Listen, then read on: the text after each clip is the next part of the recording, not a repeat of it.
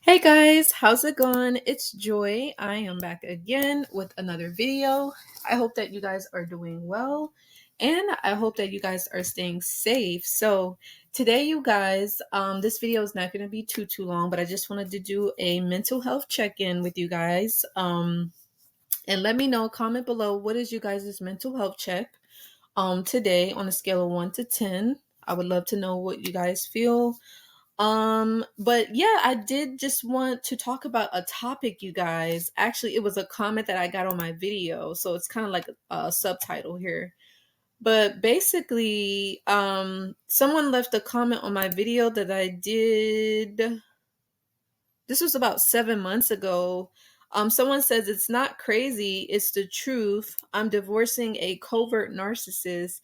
See him many times in my dreams. Warfare is serious. Pray up, warriors. Oh, okay. So this was on the video that I did. Does the narcissist use astral travel and projection to control you? Dream hoovers and healthy friendships. So yeah, you guys, that's a really big one, especially, if you're dealing with a narcissist that is into like certain arts or, they're into like certain rituals and, astroterical knowledge, new age, divination and things like that. Sometimes they could try to manipulate if excuse me guys, if a narcissist feels like they can physically manipulate you or physically control you, they'll try to control your dreams, right? They'll try to control your dream state because when you sleep at night, you're in a state, you're in a dream state. And sometimes people that are into that type of stuff, they will begin to use that to their advantage. And they may have you as a target, and they'll kind of project onto you and try to force their will onto you, basically, in that regards. So but I'm glad to know that this person is divorcing this covert narcissist. So this was a male narc that she was dealing with, because there's female narcs and there are also male narcissists as well. But yeah, she's seen him in his dreams, in her dreams several times. And a lot of times what that could be is also, when you see the narcissist in your dreams like that, a lot of the times it's because they're probably either talking about you, they could be gossiping, they could be doing a smear campaign. You guys know that they're really big on doing the smear campaign. They could be just kind of maybe even trying to make you come back to them a lot of times, right? They could be trying to manipulate you in your dreams, trying to make it seem like, oh, this is not what it is.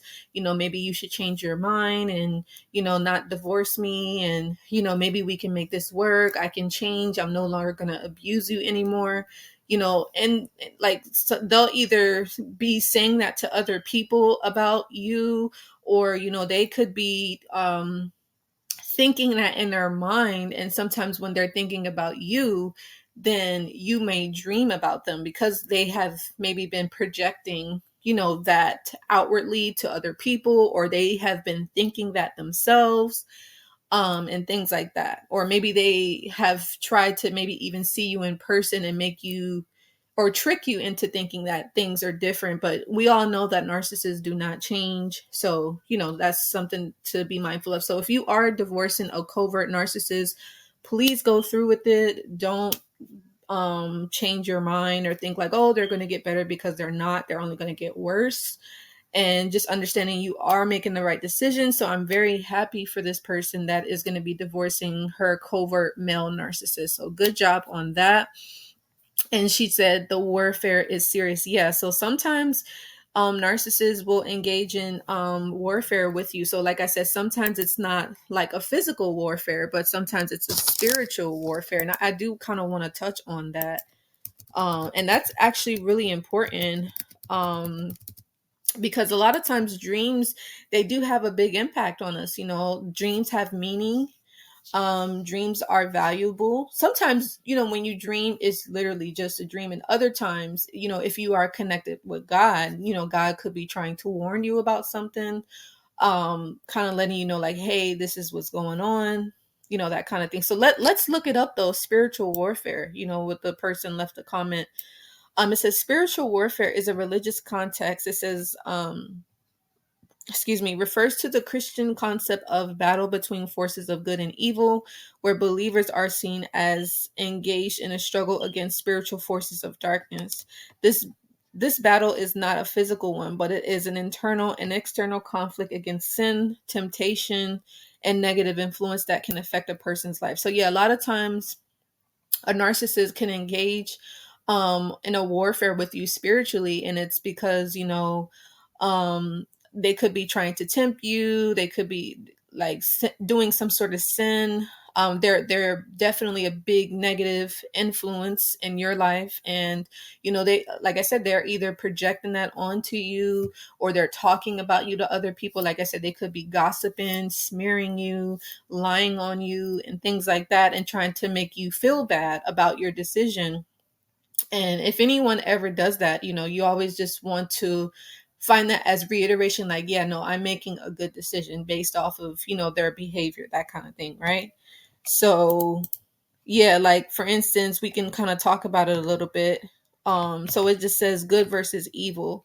Spiritual warfare is rooted in a belief that there are powerful forces of evil led by Satan actively working to oppose God and lead people astray.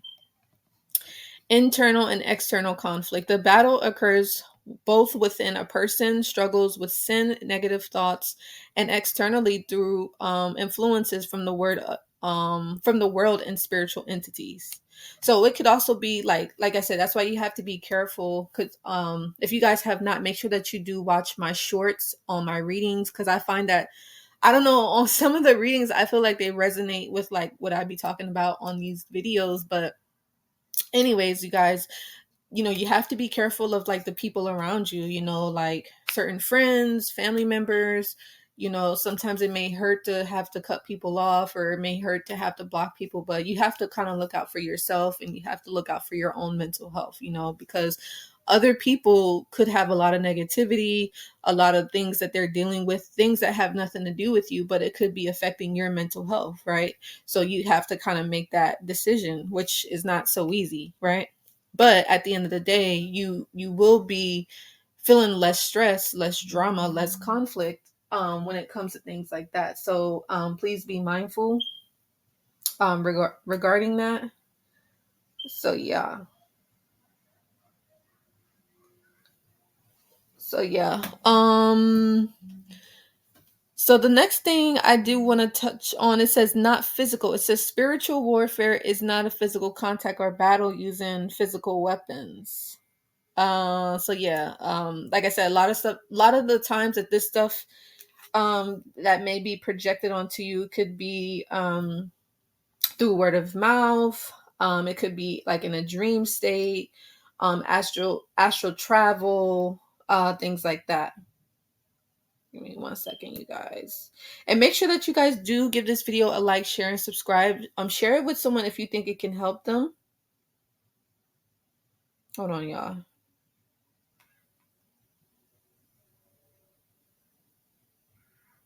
Hold on, you guys. And let me know if what I'm saying resonates with you guys. Do you feel the same way?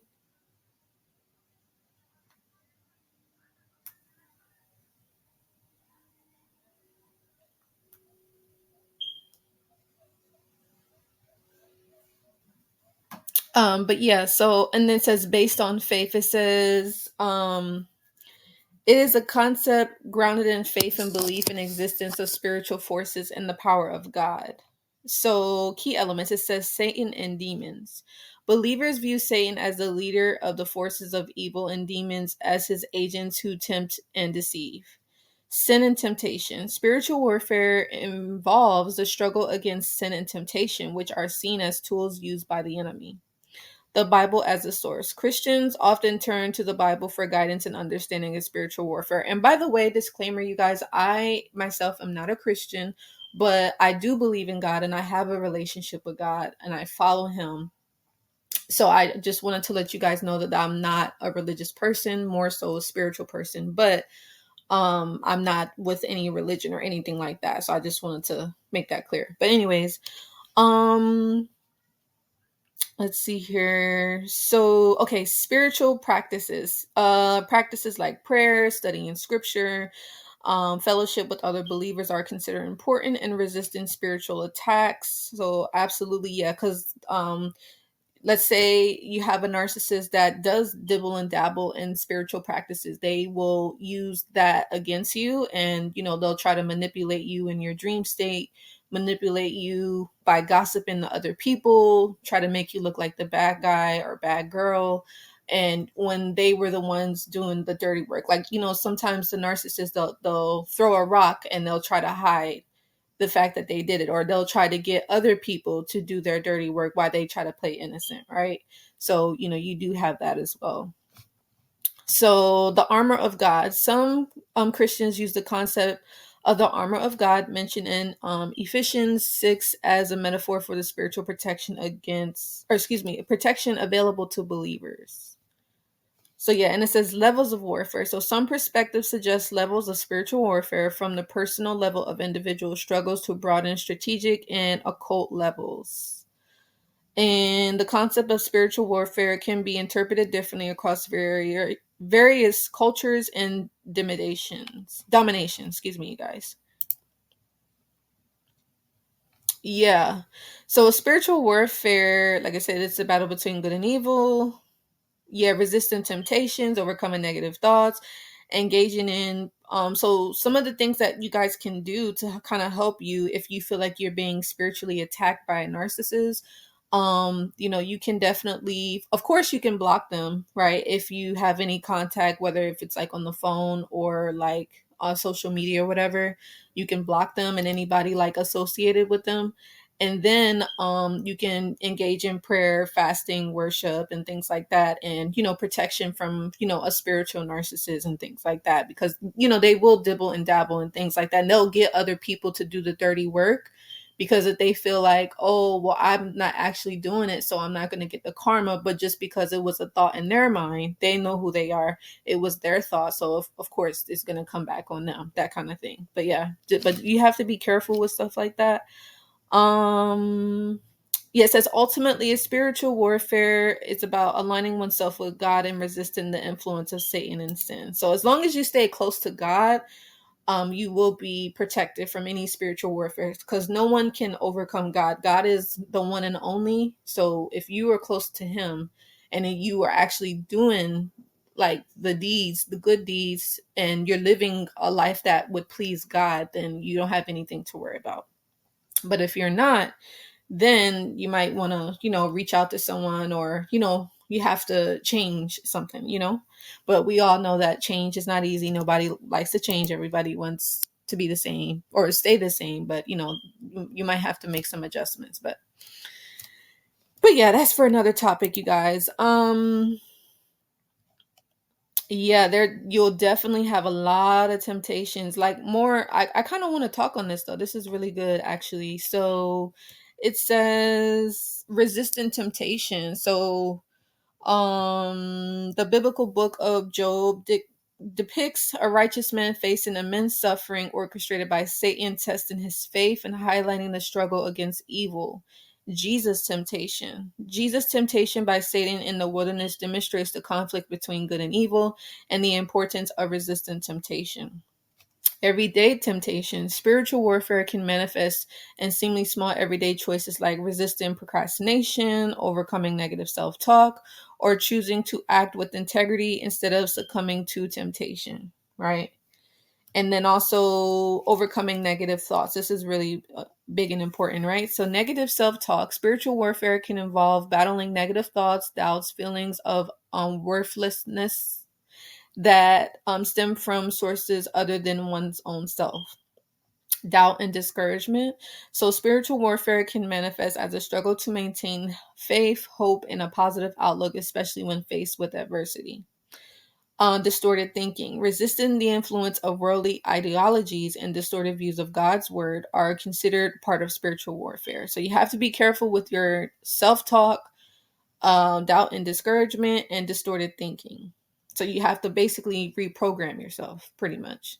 Your mindset, your thinking, and your self-talk. Spiritual practices. So again, you can pray, you can fast, praise, worship, seeking guidance, And you could prayers specifically focused on resisting evil and seeking God's protection are a common practice in spiritual warfare. Yeah. So spiritual warfare can involve recognizing external attacks such as negative influence or circumstance that's meant to undermine faith or create division. The importance of discernment. Discernment is crucial in identifying the source of attacks and distinguishing between genuine warfare and other challenges. So again, victory and submission. So victory through God's spiritual warfare is ultimately a battle won through God's power and grace, not through human strength or wisdom. So remember, as long as you are on God's side, you will always win. So keep that in mind. There's anything that you learn from this video is if you keep God first, you will always get the victory. So submitting to God and his will is the key to overcoming spiritual battles. So yes, hopefully, that made sense. I said, I don't want to make this video too long, but you guys, I did also wanted to talk about not allowing others to make you feel bad for things that you haven't done, or not allowing others to feel bad for not allowing yourself to be manipulated or not allowing yourself to be controlled. What else, you guys? I wanted to talk about pride and ego as well, you guys. You have to let me know what you guys think. Do you think that this is something that maybe you deal with, or maybe it's somebody around you could be dealing with this? Let me see. Especially after narcissistic abuse. I know that is really an important thing because everybody has an ego and a pride, but it says, while both ego and pride relate to one's sense of self, they differ in their nature and impact. Pride can be a positive emotion associated with healthy self-esteem and satisfaction and achievement, which you should have pride in a healthy way, right? But it says ego is where it comes into play. However, is often associated with an inflated sense of self-importance and can lead to arrogance and a need to be superior. So be careful with that. I'm going to touch on that in another video. But be mindful of the ego when it comes to, overcoming narcissistic abuse. But also pride can be a thing too. It says unhealthy pride can lead to arrogance and a lack of humility. So that you want to be careful about that. Yeah, it says the Bible says intensively about ego and pride, often condemning them as sins that lead to destruction and separation from God. God opposes the proud and favors the humble. Humility, on the other hand, is valued and associated with wisdom and receiving God's grace. So yeah, you want to make sure you stay clear. Like I said, it's okay to have a healthy pride in yourself. Like you want to have a sense of self-worth in yourself, of course. But when it comes to the negative pride and the negative ego, you want to be mindful of that. But we'll touch on that in another video. But anyway, I love you guys so much. Make sure that you guys do give this video a like, share, and subscribe. And I will see you guys in the next video. Take care. Bye.